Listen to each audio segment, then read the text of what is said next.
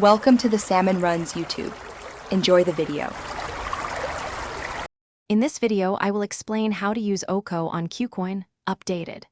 Open your Kucoin trading pair, select OCO from the Order Type menu, then enter your limit and stop prices. Choose order size and optional stop limit or market options, then review fees and click Submit. Monitor the orders in open orders and adjust if market structure changes to protect capital and lock gains. Start by identifying entry, profit target, and stop zones on your chart.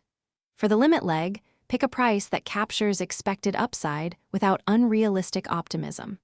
For the stop leg, set a trigger slightly beyond a breakout level to avoid false stops. Factor in order book depth and pair volatility so your OCO executes as intended and preserves your risk management plan. After placing OCO orders, keep an eye on open orders and recent fills. If price action shifts or news hits, adjust or cancel orders proactively to avoid being stopped out unfairly. Remember that once one leg fills, the paired order cancels automatically, so plan for partial fills and execution risk. Regular review keeps positions aligned with your strategy and mental capital intact. Thanks for watching. Consider subscribing if we helped you.